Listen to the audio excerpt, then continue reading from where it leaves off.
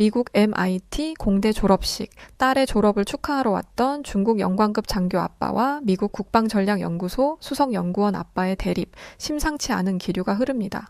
무슨 일이 있던 것일까요? 안녕하세요. 저는 20대 중국인 장쯔위라고 합니다. 제가 이 글을 쓰는 이유는 최근 저희 아빠께서 끔찍한 망신을 당하셨기 때문이에요. 그날 이후 아빠는 물 한 모금 제대로 넘기지 못하고 계시는데요.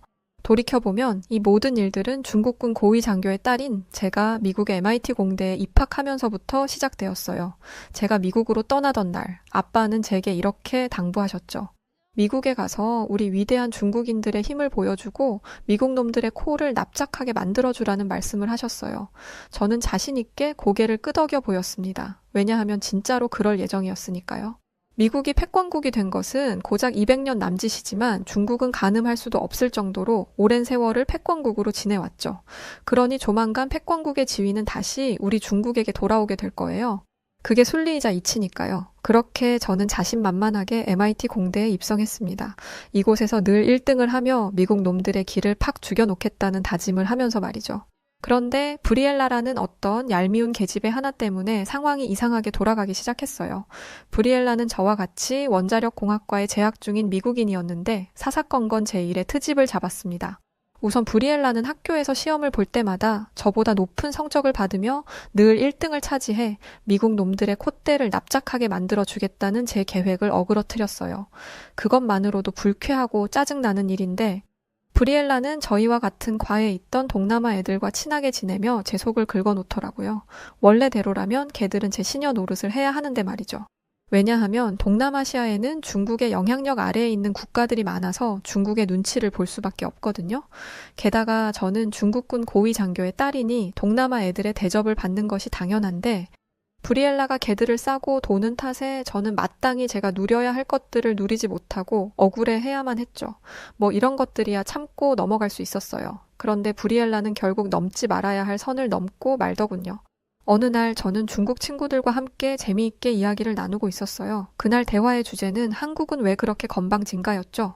요즘 들어 한국이 자꾸 중국에 기어오르고 있는데 조만간 한번 밟아줘야겠다며 저희는 깔깔거리고 웃었어요. 그때 마침 저희 옆을 지나가던 브리엘라가 제 눈을 똑바로 바라보며 이렇게 말하더군요.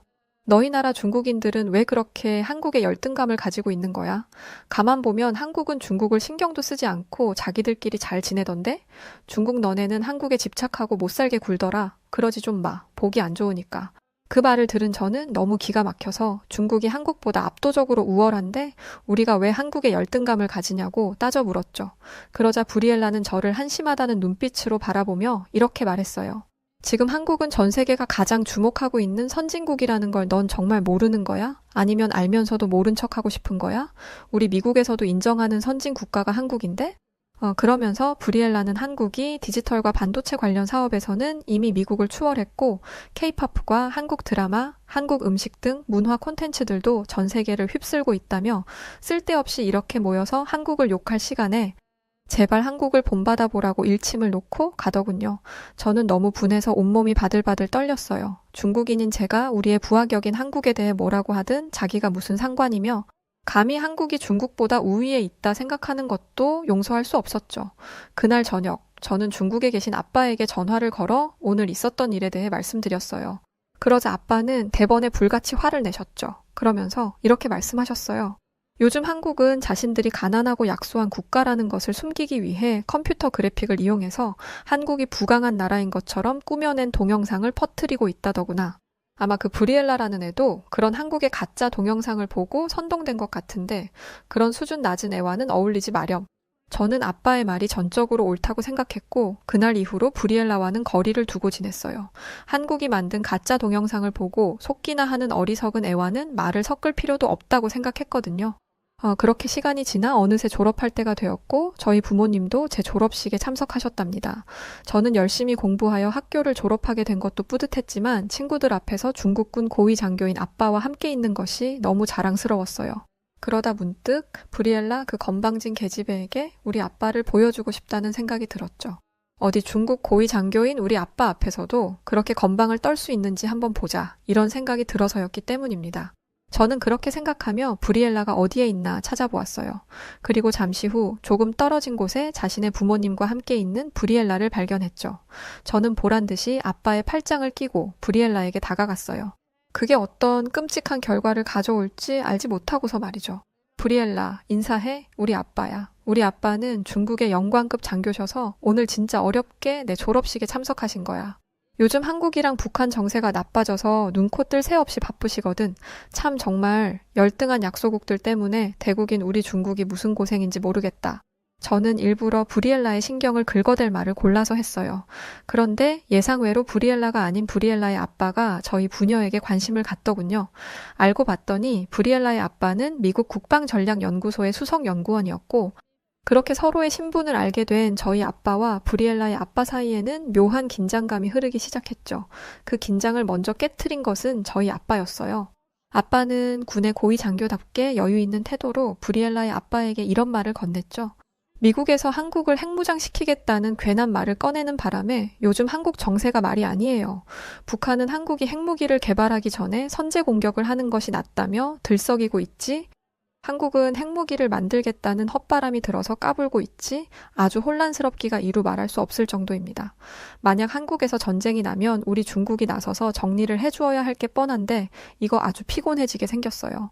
그 말을 들은 브리엘라의 아빠는 어이가 없다는 듯 고개를 가로저으며 이렇게 답했습니다.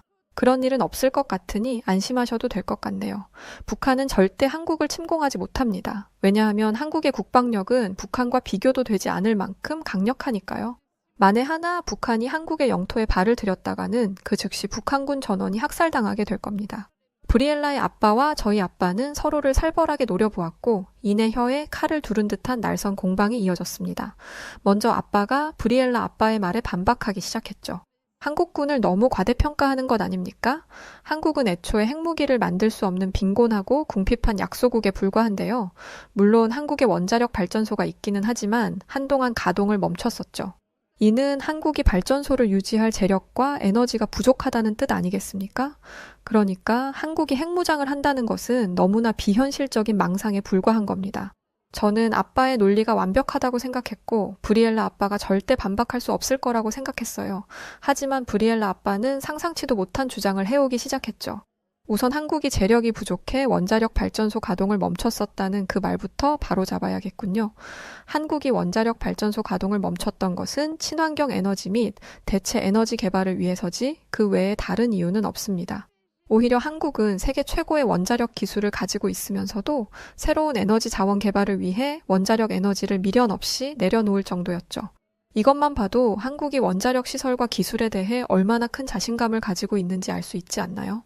실제로 한국의 원자력 발전소는 세계에서 가장 뛰어난 기반 시설을 갖추고 있고 이를 바탕으로 한국은 다른 어떤 나라도 해내지 못한 속도로 빠르게 핵탄두를 생성해낼 수 있을 겁니다. 여러 국방 전문가들은 한국이 이미 10년도 훨씬 전에 핵탄두 생산 기술 개발을 모두 끝낸 상태라고 보고 있죠. 그러면서 브리엘라의 아빠는 핵으로 무장한 한국에게 북한은 더 이상 그 어떤 도발도 할 수 없을 것이며 북한이라는 리스크를 없앤 한국은 아시아를 지배하는 강력한 패권국으로 급부상할 것이라고 덧붙였죠. 그 어이없는 말을 들었던 저희 아빠는 코웃음을 치시며 반박하셨습니다. 그런 일이 벌어질 때까지 중국이 가만히 있을 것 같습니까? 중국은 우리의 권위에 도전하는 그 어떤 나라도 용서하지 않아요. 만약 핵무장한 한국이 중국의 안위에 위협이 될 거라는 판단이 선다면 우리는 지체하지 않고 한국의 군대를 파견할 겁니다. 그러면 한국은 우리 100만 중국군의 군홧발에 짓밟혀 채 1시간도 못 버티고 쑥대밭이 되겠죠. 저는 이번에야말로 브리엘라의 아빠가 백기를 들 거라고 생각했어요. 왜냐하면 한국이 중국에 비해 터무니없이 적은 병력을 보유하고 있는 것은 부정할 수 없는 사실이니까요. 그런데 브리엘라의 아빠는 여전히 여유로운 표정을 짓고 있었고 이어서 충격적인 말을 꺼내기 시작했어요. 너무 잘못된 생각을 하고 계셔서 어디서부터 지적해야 좋을지 모르겠네요. 우선 병력 이야기를 하셨는데 현대전의 승패는 병력에 많고 적음으로 갈리지 않습니다. 요즘 국방력을 결정하는 것은 각국이 보유하고 있는 첨단 무기의 성능이죠. 소총을 든 중국 육군 100명과 최신식 전투기인 F-35를 탄 한국 공군 1명이 전투를 벌인다고 가정해보죠. 과연 누가 승리할까요? 당연히 한국 공군 1명이 아주 가볍게 중국군을 이길 겁니다. 그 말을 듣고 분노하기 시작한 아빠는 얼굴이 찡그려지며 브리엘라 아빠를 향해 반박했습니다. 중국도 최신식 첨단 무기를 자체 생산하고 있습니다. 심지어 우리는 다른 나라들의 우리가 만든 무기들을 수출하고 있다고요. 우리는 병력으로도 군사기술로도 한국보다 훨씬 우월하다는 말입니다. 한국이 중국을 상대로 전쟁에서 승리한다니 그런 말 같지도 않은 소리 떠들지 말고 연구소에 가서 공부나 더 하세요. 아빠의 서슬퍼런 경고에도 불구하고 브리엘라 아빠는 태연한 얼굴을 하고 있었어요. 그 얄미운 태도는 브리엘라와 꼭 닮았더군요. 이어지는 브리엘라 아빠의 반박은 저희 부녀의 뒷목을 잡게 만들었습니다. 중국산 무기라 그 말을 먼저 꺼내실 줄은 몰랐네요. 저라면 창피해서 언급도 하기 싫을 것 같은데 말이죠. 솔직히 중국군에 몸담고 계시니까 그쪽이 제일 잘 알지 않나요? 중국산 무기는 싸구려에 불과하다는 걸요. 브리엘라 아빠의 말에 저희 아빠는 거품을 물고 쓰러지려 하셨고 그러거나 말거나 브리엘라 아빠는 중국산 무기에 대한 조롱을 이어갔어요. 중국이 만든 무기들은 일회용품 같은 거라서 한번 쓰면 버려야 하는 수준인 거 알만한 사람들은 다 압니다. 반면에 한국이 생산하는 무기들은 품질이 매우 우수하죠.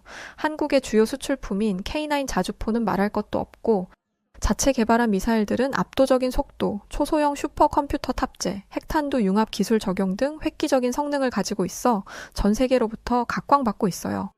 게다가 한국은 풍부한 재원과 뛰어난 기술력을 바탕으로 핵무장 승인만 떨어지면 언제든지 핵무기를 생산해낼 능력도 있죠.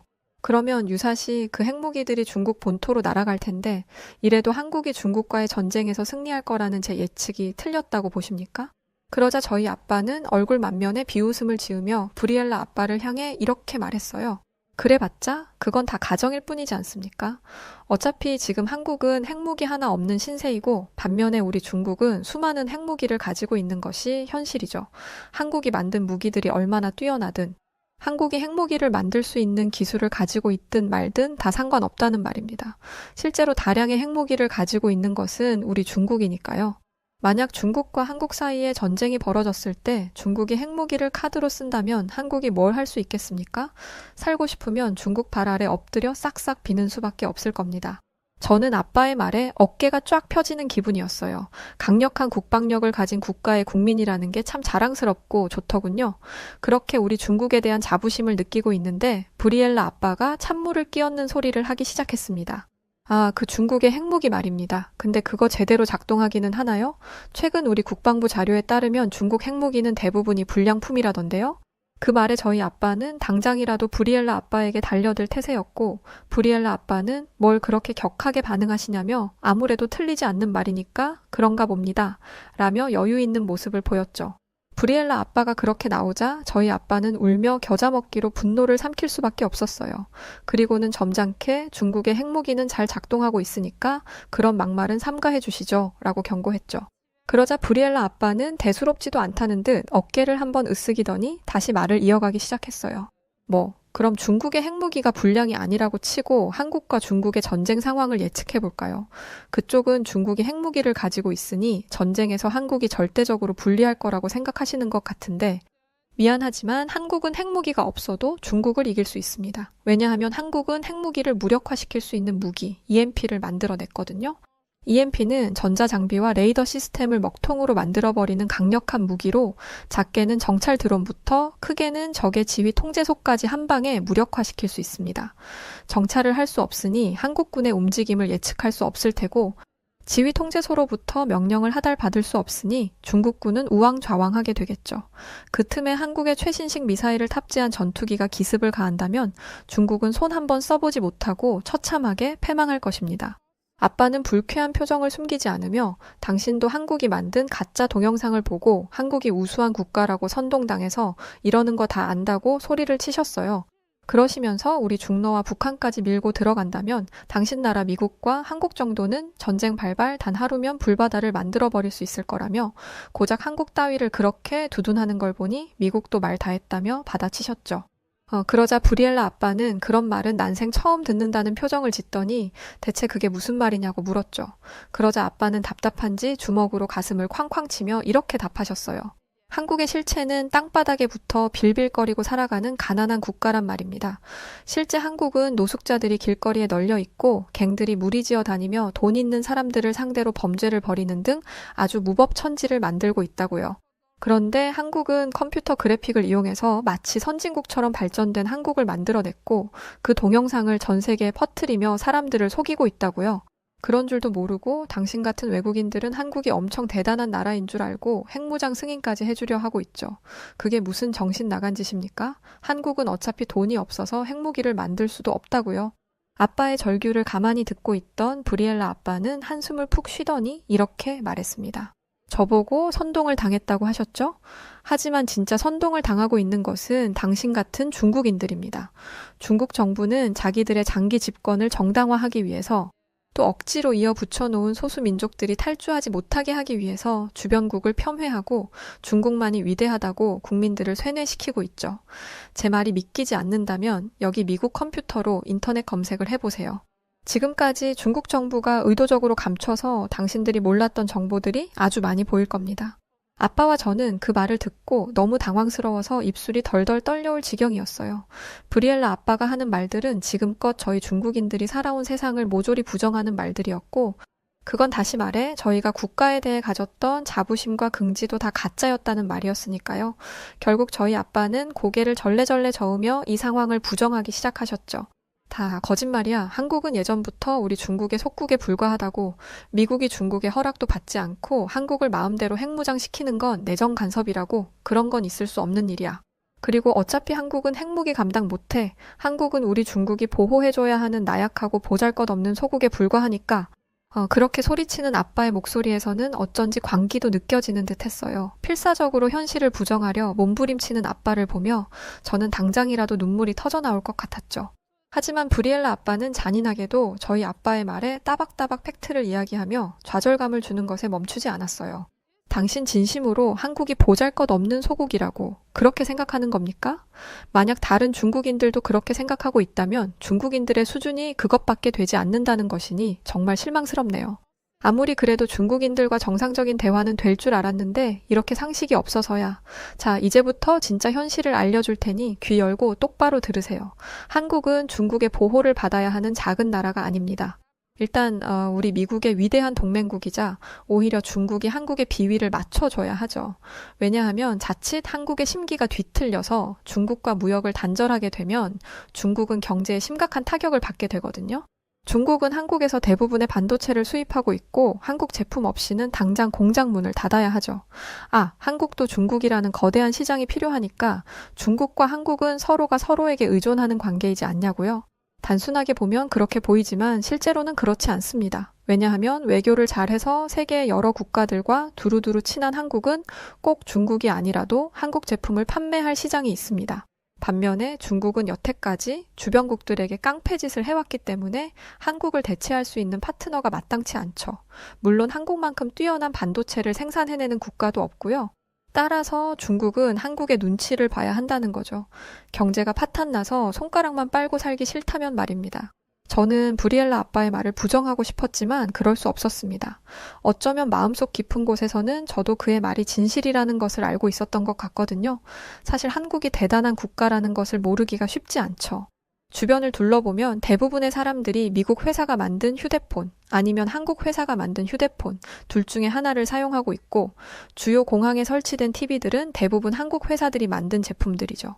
게다가 요즘은 헐리우드 영화도 한국 시장에서 제일 먼저 개봉하고 한국 드라마와 한국 영화가 세계 유수의 시상식에서 상을 휩쓰는 등 한국의 영향력이 세계에 뻗치고 있다는 것을 저도 잘 알고 있으면서도 애써 모른 척 해온 것이기에 뭐라 반박은 하지 못하고 그저 입만 꾹 다물고 있었어요. 그때 저희 아빠가 브리엘라 아빠를 향해 이렇게 언성을 높이기 시작했습니다. 당신은 미국인이니까 동맹국인 한국 편을 드는 거겠지. 그리고 미국이 한국을 이용해서 우리 중국을 견제하고 싶어 하는 거 내가 모를 줄 알아? 괜히 한국 위해주는 척 하지 마. 사실은 미국도 한국이 아시아에 별 볼 일 없는 작은 나라라고 무시하는 거 다 알고 있으니까. 그러자 브리엘라 아빠는 진심으로 안타깝다는 표정을 짓더니 이렇게 말했어요. 미국과 한국의 사이가 앞으로 어떻게 될지 그건 아무도 장담할 수 없지만 현재 미국은 한국을 특별하게 소중한 친구라고 여기고 있어요. 그 이유는 한국이 존중받을 만한 국가이기 때문이고요. 한국은 참으로 여러 번의 큰 위기를 겪어온 나라죠. 타국이 침략해온 전쟁들, 일제강점기, 전 국토를 황폐화시킨 한국전쟁, IMF, 최근에는 팬데믹까지 다른 나라 같았으면 한 번만 겪어도 무너졌을 위기를 수도 없이 겪으면서도 끝까지 버텨내 결국 저 높은 곳까지 비상한 나라, 그게 바로 한국이에요. 여기엔 한국인들이 가지고 있는 국가에 대한 애정, 단합력, 창의성, 뛰어난 지능과 같은 요소들이 큰 작용을 했고, 이건 국방력이나 경제 수치로 나타낼 수도 없는 엄청난 가치이자 한국이 가지고 있는 숨겨진 힘이죠. 아까 미국이 한국 편을 든다고 했나요? 이렇게 훌륭한 발자취를 남겨온 친구를 어떻게 편들지 않을 수 있을까요? 반면에 중국은 어땠죠? 한국이 겪은 위기를 단 한 차례라도 겪은 적이 있나요? 아니, 오히려 중국은 타국의 문제를 일으키며 지내오지 않았나요? 그런 중국이 감히 한국을 무시한다는 게 나는 정말 이해가 되지 않네요. 브리엘라 아빠의 말이 끝났을 때 저는 너무 부끄러워서 어딘가로 숨고 싶은 심정이었어요. 그래서 아빠의 손을 잡아당기며 이제 그만 가자고 조용히 말했죠. 더 이야기를 해봐야 좋을 게 없을 것 같다는 생각이 들었거든요. 하지만 아빠는 고집스럽게도 그 자리를 떠나지 않았어요. 이대로 가면 지는 것이라며 어떻게든 브리엘라 아빠에게 한 방을 먹이고 싶어 하셨죠. 뭐라고 하면 좋을까 궁리를 하던 아빠는 결국 최악의 수를 두고 말았는데, 그건 바로 우리 중국인들이 가지고 있는 마지막 카드처럼 말도 안 되는 억지를 부리는 것이었어요. 아, 이제 보니 당신 한국 앞잡이였군요. 국방전략수석연구원이라더니 한국 정부한테 뇌물 받아먹고 이러는 게 분명한 것 같은데 한번 말해봐요. 얼마 받았어? 내가 당신 비리 연구원이라고 확 신고해버릴 테니까? 추태를 부리는 저희 아빠를 보며 브리엘라는 경찰을 부르겠다고 강경하게 나왔고, 놀란 저는 신고하려는 브리엘라의 손을 잡으며 그러지 말라고 말했습니다. 경찰들이 왔다가는 정말 일이 커질 수도 있다는 생각에 저는 아빠를 데리고 얼른 이곳을 떠나려고 했죠. 하지만 아빠는 다리에 못이라도 박힌 듯 꼼짝하지 않고 서서 브리엘라 아빠를 노려볼 뿐이었어요. 어느새 주변에는 구경꾼들이 몰리기 시작했고 저는 참을 수 없는 부끄러움을 느껴야 했죠.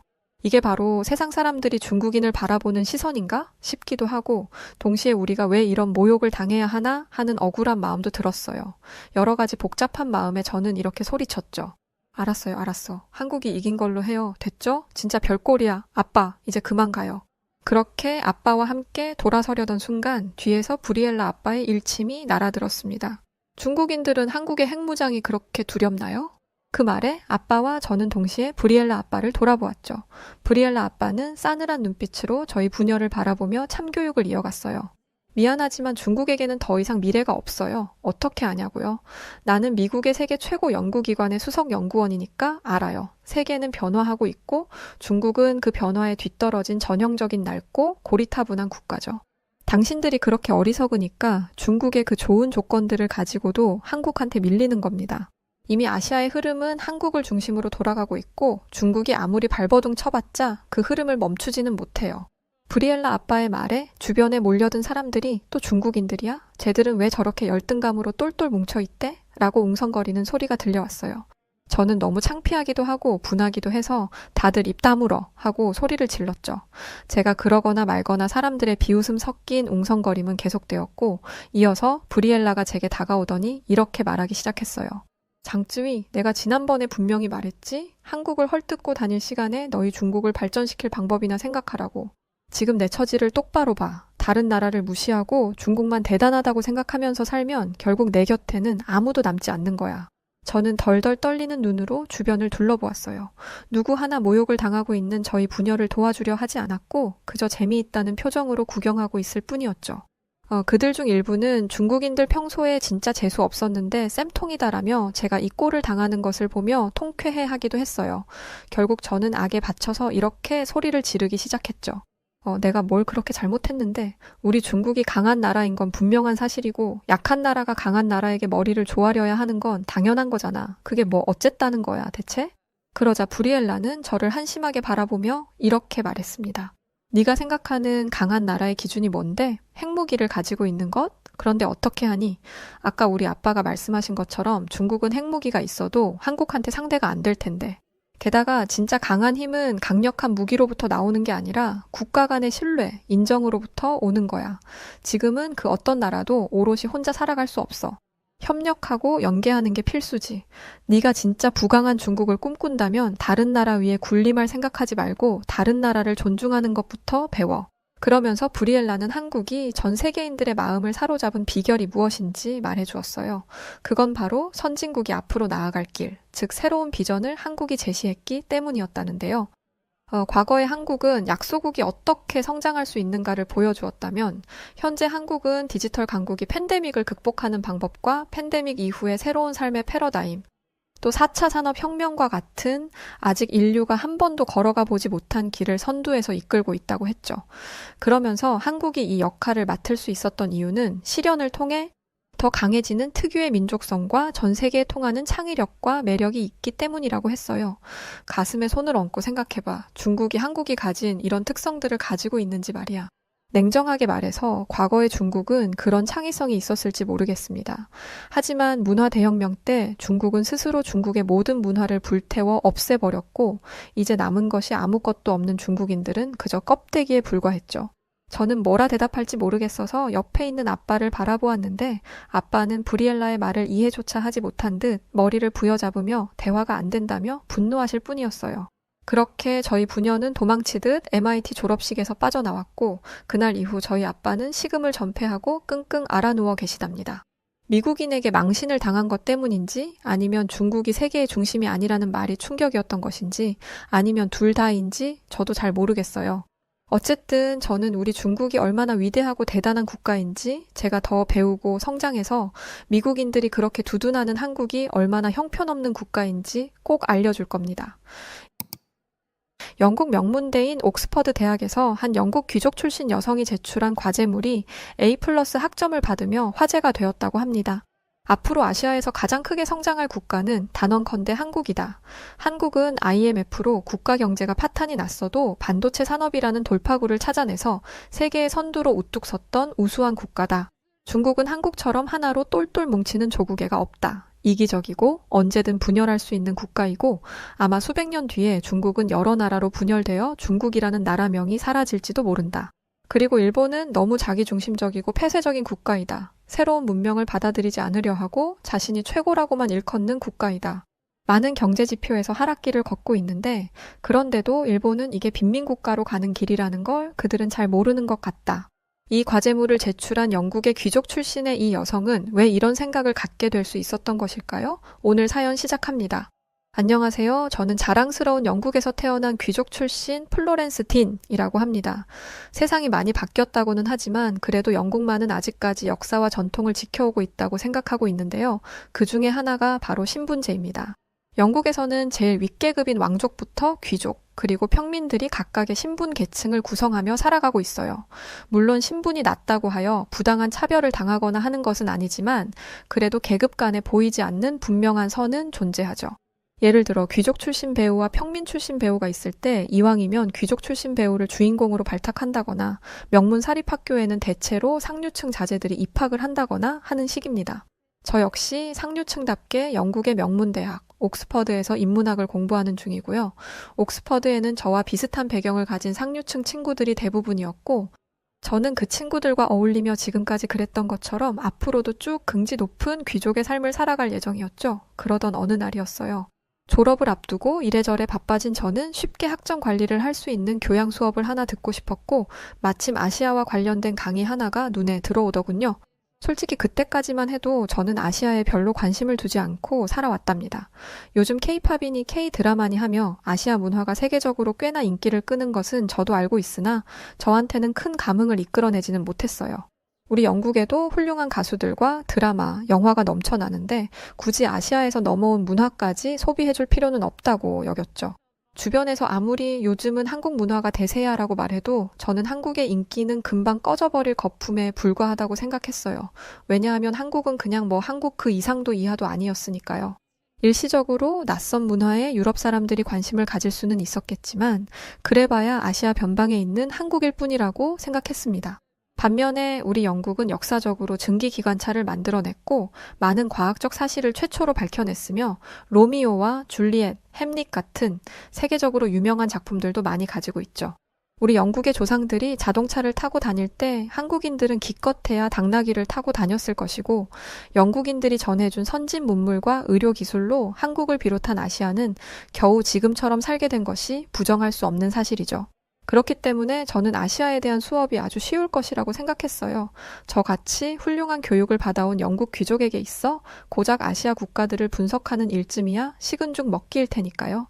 그렇게 저는 일종의 보너스 개념으로 아시아 강의를 수강하기로 했답니다. 그런데 강의가 시작되고 얼마 뒤 저는 세상에 태어나 제일 불쾌한 경험을 하게 되었어요. 처음 시작은 그리 나쁘지 않았죠. 아시아 강의를 맡은 교수님은 비록 귀족 출신은 아니었지만 그래도 나름 명석하신 분이었고 강의 내용도 생각보다 흥미로웠어요. 이 정도면 원래 제가 기대했던 것보다 훨씬 더 만족스러운 상황이었죠. 하지만 결국 출신의 벽을 넘을 수는 없었던 걸까요? 어느 날부터인가 교수님이 하는 말들은 제 신경을 거슬리게 하기 시작했어요. 그러면서 화기애애했던 강의실 분위기에도 점점 금이 가기 시작했죠. 교수님이 하는 말들 중 특히 듣기 싫었던 것은 한국에 대한 것이었는데 교수님은 자신이 한국 여행 갔을 때 있었던 일들을 우리들에게 이야기해주며 엄청 황홀했었다는 표정을 짓고는 했습니다. 그러면서 시간이 허락한다면 한국에 꼭 다시 가고 싶다고 반복해서 이야기하곤 했죠. 한국 음식은 영국 음식이랑 정말 차원이 달라. 환상적으로 맛있어. 그리고 한국은 온돌이 있어서 겨울에 진짜 따뜻해. 그리고 엄청난 기술을 가진 믿기 힘든 국가야. 듣기 좋은 노래도 한 2번이지 말끝마다 한국을 반복하니까 귀에 딱지가 앉을 것만 같고 너무 지나치다 싶더라고요. 그렇게 짜증스러운 시간이 흐르던 어느 날 교수님은 기말고사를 대체할 과제를 내주셨어요. 네, 과제의 주제는 앞으로 아시아에서 가장 크게 성장할 국가 하나를 선정하고 그 이유를 서술하라는 것이었고 교수님은 과제를 제출하기까지 2주의 시간을 주겠다고 하셨죠. 저는 그 주제를 듣자마자 너무 쉽고 뻔해서 지루할 지경이라고 느꼈고 과제를 끝내기까지 2주는커녕 2시간이면 충분하다고 생각했습니다. 그리고 강의가 끝나자마자 집으로 돌아와 바로 과제를 하기 시작했어요. 저는 원래 과제를 할 때 도서관에 가서 꼼꼼하게 자료를 찾아보는 편이지만 이 과제는 전혀 그럴 필요가 없었죠. 왜냐하면 이 과제는 정말 쉬웠으니까요. 도서관이나 인터넷에서 자료를 찾아보지 않아도 이미 답이 너무 뻔히 나와 문제였죠. 현재 아시아에서 어떤 나라가 제일 강대국인지는 3살짜리 어린애도 다 아는 것 아닌가요? 저는 다시 생각해봐도 교수님이 왜 이런 과제를 우리 명문대생들에게 내주신 것인지 이해가 가지 않았어요. 어쨌든 과제를 쉽게 할 수 있다면야 저에게는 좋은 일이었고 그렇게 저는 콧노래까지 흥얼거리며 과제를 작성하기 시작했죠. 앞으로 아시아에서 가장 크게 성장할 국가로 저는 중국을 선택했습니다. 우선 중국은 동북아 지역에서 가장 큰 영토와 그 아래에 매장된 많은 지하 자원을 가진 나라이고 인구수 역시 타국과 비교할 수 없이 많아서 시장 규모도 군사력도 모든 면에서 성장 가능성이 커 보였어요. 실제로 중국은 미국에 이어 경제 대국 2위에 랭크되어 있었고 바로 얼마 전까지 우리 영국이 관리하던 홍콩도 있으니 저는 중국에 높은 점수를 주기로 했죠. 그러면서 저는 일본도 성장 가능성이 열려 있기는 하다고 적었어요. 왜냐하면 일본은 우리 영국을 모델 삼아 근대화를 이룬 국가이고 근래까지만 해도 아시아에서 부동의 1위를 유지했으니까요. 물론 그것도 다 한때의 이야기고 요즘은 한물 간 것 같기는 하지만 말이죠. 어쨌든 일본인들은 좋게 말하면 감정 컨트롤을 잘하고 나쁘게 말하면 속내를 잘 모르겠는 음흉한 구석이 있어서 앞으로 저들이 어떻게 될 것이라 쉽게 평가할 수 없겠더라고요. 반면에 저는 한국의 미래에 대해서는 아주 쉽게 판단을 내렸답니다. 제가 보기에 한국은 딱히 볼 게 없다는 생각이 들었거든요. 얼핏 들으니 한국은 중국에게 수많은 침탈을 당한 바 있고 또 일본에게는 아예 주권을 빼앗겼던 적도 있었을 만큼 사실상 약소국에 속했고 지금이야 경제가 조금 성장해서 반짝하고 있는 줄은 알지만 사실 얼마 못 가 금방 시들해질 게 뻔하다고 생각했습니다. 그리고 한국은 중국처럼 지하 자원이 있는 것도 아니고 인구가 많은 것도 아니고 그나마 있는 나라도 전쟁으로 반토막이 났으니 그걸 가지고 대체 뭘 어쩌겠나 싶어서 한국은 당연히 이번 과제에 해당되지 않는 나라라고 여겼죠. 한국이 세계의 주도권을 쥘 가능성은 0%에 가깝다. 그래도 중국과 일본에 이어 3번째 이름이 있지만 그 이상도 그 이하도 없을 나라이다. 이렇게 한국에 대해 기록하고 저는 과제를 마무리 지었죠. 시계를 확인해보니 과제를 완성하는데 정말 2시간도 걸리지 않았더라고요. 저는 아주 기분이 좋았죠. 원래 같았으면 몇 날 며칠을 고생해가며 잠도 제대로 자지 못하고 과제에 매달리고 있어야 했을 텐데 이토록 여유로운 시간을 보낼 수 있다니. 저는 이 수업을 선택한 제 자신을 칭찬했어요. 다음 날 저는 2주나 시간 끌 건 뭐 있나 싶어 얼른 과제를 제출하기로 했죠. 내심 다른 학생들보다 빨리 과제를 제출하면 교수님께 높은 점수를 받을 수 있지 않을까 하는 기대도 조금 있었고요. 아니나 다를까 교수님은 오늘 바로 과제를 제출하겠다는 제 말을 들으시고는 깜짝 놀라셨고 저는 이 정도쯤 별것 아니라는 당당하고 여유로운 미소를 지으며 교수실을 빠져나왔죠. 저는 A+ 학점을 받을 것을 확신했고 가볍고 상쾌한 발걸음으로 집으로 돌아왔어요. 그렇게 시간이 흐르고 마침내 성적이 발표되는 날이 되었습니다. 저는 기쁜 마음으로 성적표를 확인해 보았죠. 늘 그래왔듯 이번에도 A+ 학점으로 가득할 성적표를 볼 생각에 저는 가슴이 두근두근 떨려왔어요. 그런데 성적표를 연 순간 저는 차가운 얼음물을 뒤집어 쓴 듯 그대로 정지되어 버렸어요. A+ 학점을 받을 것이라 믿어 의심치 않았던 아시아 수업에서 글쎄 A도 아니고 B도 아니고 C 학점을 받은 게 아니겠어요? 이건 정말이지 말도 안 되는 일이었어요. 저는 아주 쉬운 과제를 아주 쉽게 해냈고 게다가 다른 누구보다 빠르게 제출하기까지 했다고요. 그런 우수한 학생인 제가 어떻게 이런 형편없는 점수를 받을 수 있는 거죠? 수백 번, 수천 번을 다시 생각해봐도 저는 이 일을 납득할 수 없었고 결국 교수님에게 찾아가 이 일에 대해 정식으로 항의하기로 했어요. 교수님, 대체 제가 왜 이런 낮은 점수를 받아야 하는 거죠? 저는 분명히 정답을 적었고 과제를 끝마친 것도 다른 학생들보다 훨씬 빨랐는데요. 그런데 C 학점이라니 저 너무 억울해서 죽을 것 같아요. 그러자 교수님의 입에서는 충격적인 말이 나오기 시작했는데 교수님은 제가 아주 성의 없고 형편없는 과제를 제출했기 때문에 그런 학점을 준 것이라고 단호하게 말씀하셨어요. 그러면서 하나부터 열까지 학생이 쓴 과제는 전혀 고민도 안 한 1차원적인 내용이라며 제 과제를 깔아 뭉개버리셨죠. 저는 엄청난 충격을 받아서 대체 제가 뭘 그렇게 잘못한 거냐고 따져 물었어요. 그러자 교수님은 한숨을 푹 쉬시며 한 가지 제안을 하셨어요. 학생은 영국이라는 대영제국 사상에 갇혀서 세상을 똑바로 보지 못하고 현실에 뒤처진 인식을 가지고 있어요. 만약 이번 겨울 학기에 학생이 쓰고 있는 색안경을 벗어 아시아에 대한 제대로 된 시각을 갖게 된다면 그때는 성적을 고쳐줄게요. 그러면서 모든 것은 전적으로 제 선택에 달려 있다고 강요하지는 않겠다고 하시더군요. 다만 이대로 반쪽짜리 세상에서 살아가든지 아니면 제대로 된 세상으로 나아갈 것인지 현명한 선택을 하기를 바란다고 덧붙이셨죠. 저는 교수님의 말을 들으면서도 납득이 되지 않았어요. 대체 제가 무슨 실수를 했는지도 몰랐고 그깟 아시아가 뭐길래 그 한국이란 곳이 뭐길래 제가 이런 수모를 겪어야 하는지 분하기만 했죠. 하지만 이대로 가만히 있으면 시학점이라는 굴욕이 평생 저를 따라다닐 것이었죠. 천하의 고귀한 귀족인 제가 그런 불명예를 감수할 수는 없는 일이었고 결국 저는 한국에 대해 제대로 알아보기로 했습니다. 물론 보란 듯이 과제를 다시 잘 해가서 교수님의 말문을 막히게 해버리겠다는 다짐도 했어요. 우선 저는 인터넷 학술지를 통해 한국에 대해 제대로 알아보기 시작했어요.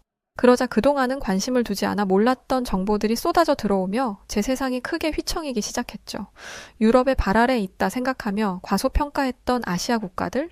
그 중에서도 한국은 엄청난 저력을 바탕으로 기적에 가까운 경제 성장을 이룬 지 오래였고 그 수준은 절대 제가 무시할 수 있는 정도가 아니었습니다.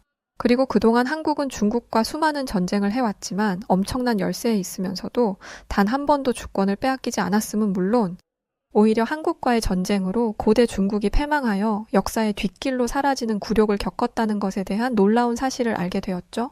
세상의 중국과 한국은 그 덩치가 마치 다윗과 골리앗처럼 어마어마한 차이가 나는데 한국이 중국을 물리치고 중국을 아예 역사에서 지워버렸다니 순간 저는 한국인들은 대체 어떤 민족인가 싶어서 소름이 돋더군요. 또 후에 한국은 비록 억울하게 일본의 주권을 빼앗기고 뒤이어 벌어진 전쟁으로 인해 나라 전체가 폐허로 변했으나 세계 최애 빈공국 신세에서 세계 10위 안에 드는 강대국이 되는 미친 저력을 보여주기도 했죠. 이건 마치 제우스에게 버려진 헤라클레스가 스스로 힘을 길러 영웅으로 우뚝 서는 영웅의 서사를 보는 것만 같아서 저는 온몸에 전율이 일었습니다. 한국과 헤라클레스 사이의 차이가 있다면 한쪽은 실화, 한쪽은 신화라는 것뿐이죠. 한국인들은 자기 나라의 역사가 신화에 가깝다는 것을 알까요? 알면 알수록 한국은 너무 믿기지 않을 정도로 멋져서 절로 헛 웃음이 나오는 나라더군요. 이런 나라를 아시아 변방에서 중국과 일본에 이어 고작 3번째에 불과한 나라라고 치부해버렸으니 교수님이 제게 그런 점수를 주신 것이었습니다. 생각해보니 C학점은 정말 감지덕지한 것일지도 모르겠더군요. 솔직히 제가 제출했던 과제는 F학점을 받아도 할 말이 없을 정도였죠. 진작 한국에 대해 제대로 조사하고 과제를 충실하게 할 걸 뒤늦은 후회가 밀려왔습니다. 하지만 언제나 후회는 늦는 법이었고 저는 이 일을 어떻게 수습하면 좋을까 고민하기 시작했죠. 교수님은 새로 과제를 작성해서 제출하면 된다고 하셨지만 제가 그걸로 만족이 될 것 같지 않았어요. 그렇게 고민을 하던 저는 문득 한국에 직접 가보는 게 좋겠다는 생각이 들었습니다. 결정을 내린 이상 실행으로 옮기는 것은 금방이었고 정신을 차려보니 어느새 저는 한국행 비행기에 탑승해 있었죠. 비행기 안에서 저는 묘한 기분이 되었어요. 지난 학기 동안 교수님의 한국 찬양을 들으며 한국 소리 듣다가 귀에 닦지 않겠다고 짜증을 내던 것이 바로 엊그제 같은데 그랬던 제가 스스로 한국으로 가고 있다니요. 정말 세상 일은 아무도 모르는 것 같다는 생각이 들었죠. 잠시 후 드디어 저는 한국의 인천공항에 도착했고 설레는 마음을 한가득 안고 한국을 두 눈에 담기 시작했어요. 이미 한국이 세계에서 손꼽히는 선진국이라는 것을 익히 알고 있었지만 그런데도 놀랍기는 하더군요. 넓고 쾌적한 공간, 최첨단 시스템, 뛰어난 영어 실력을 갖춘 유능한 직원들까지 이곳은 한눈에 척 보기에도 선진국의 공항임을 온몸으로 어필하고 있었어요. 한국은 첫인상부터 산뜻한 즐거움을 주었고 저는 어쩐지 이곳에서 즐거운 추억을 많이 만들고 갈 수 있을 것 같다는 좋은 예감을 받았답니다. 그렇게 공항을 빠져나온 뒤 저는 미리 예약해둔 서울의 호텔로 향했어요. 저는 서울의 야경이 좋다는 말을 듣고 시티뷰 방으로 예약을 했는데 듣던 대로 서울의 밤은 정말 아름답더라고요. 어두운 밤에 반짝이는 불빛들이 마치 보석처럼 보여서 저는 넋을 잃고 한참이나 창밖을 바라보았답니다. 결국 저는 참지 못하고 밖으로 나왔죠. 이 아름다운 도시를 걷고 싶었거든요. 원래 영국에서는 이렇게 늦은 시간에 여자 혼자서 밖에 나와 산책을 한다는 것은 상상도 할 수 없는 일이에요. 영국은 대체로 저녁 6시 전후로 거리의 대부분의 가게들이 문을 닫고 낮에 비해 치안이 불안정해지거든요.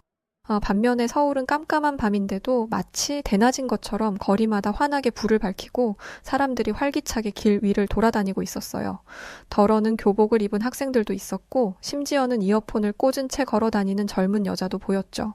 저는 이런 모습들을 저희 학교 홈페이지에 올리고 SNS에 올리기 시작했습니다. 영상도 찍으며 한국의 놀라운 모습을 경험한 후기들을 교수님과 학생들이 볼 수 있게 만들었습니다. 당연히 제가 올린 게시글과 영상들은 학교 전체에 돌기 시작하며 난리가 났었어요. 어떤 친구들은 그 나라가 대체 어디냐고 묻는 댓글도 있었고 한국이 이렇게 발전한 나라인 줄 몰랐다는 친구들도 있었죠. 심지어 어떤 학교 학생은 그 늦은 시간에 밤에 돌아다니다 봉변이라도 당하면 어쩌려고 저런 위험한 짓을 하는 거냐며 저를 걱정하는 친구들까지 있을 정도였습니다. 근데 은근히 이런 반응들이 저는 흥미롭고 재밌었어요. 여하튼 그렇게 촬영하며 잠시 걷다 보니 어디선가 달달하면서도 고소한 냄새가 풍겨오더라고요. 저도 모르게 그 냄새에 이끌려 따라가 보니 길거리 포장마차에서 물고기 모양의 빵이 판매 중이었어요. 사장님에게 이게 뭐냐고 물어보니 빵이라고 하시더군요. 대화는 번역 앱을 이용했는데 한국의 많은 분들이 기본적인 영어들은 거의 구사하셔서 소통하는데 어려움을 느끼지 않았습니다. 영국 길거리에서는 피쉬앤칩스라고 해서 생선 튀김과 감자 튀김을 파는데 한국 길거리에서는 물고기 모양 빵을 파는 것이 재미있어서 저는 하나 사 먹어보기로 했죠. 바삭하면서도 고소하고 또 동시에 달콤한 게 너무 뜨거운데 멈출 수가 없는 맛이었어요. 그때 저는 교수님께서 하셨던 어떤 말씀이 떠올랐죠. 한국 음식은 너무 환상적이라서 한번 먹어보면 중독되어 버린다는 것이었고 저는 즉시 공감하며 고개를 끄덕였어요. 이렇게 맛있는 간식이라면 매일이라도 먹을 수 있을 것 같더라고요.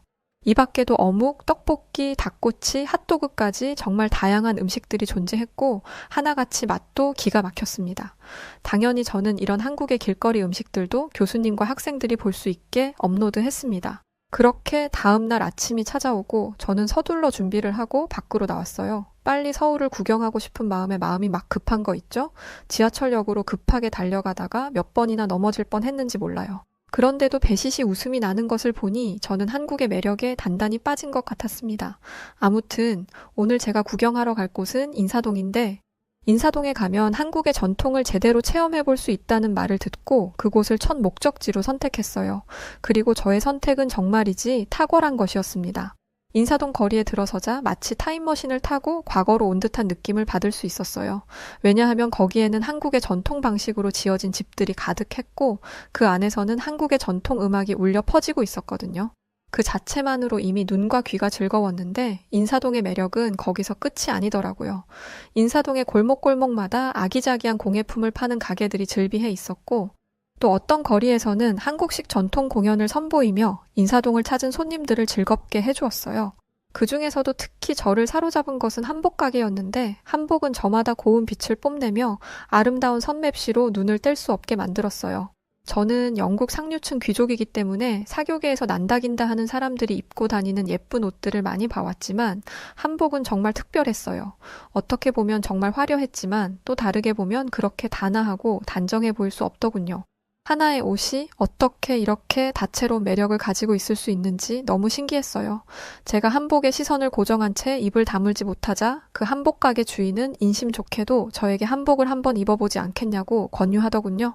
저도 뛸 듯이 기뻐하며 그래도 되냐고 물어보았고 가게 주인은 외국 사람이 이렇게 한복을 좋아해주니 고맙고 기특하다며 얼마든지 입어보라고 했어요. 저는 가게 주인의 마음이 바뀔세라 얼른 한복을 입어보았고 그 친절한 가게 주인은 한복을 입은 제 모습을 예쁘게 사진으로 남겨주었죠.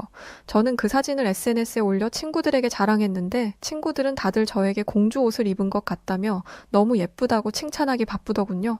저는 한복을 찬양하는 친구들의 댓글을 흐뭇한 마음으로 읽고 있었는데 문득 거슬리는 댓글 하나가 눈에 들어왔어요.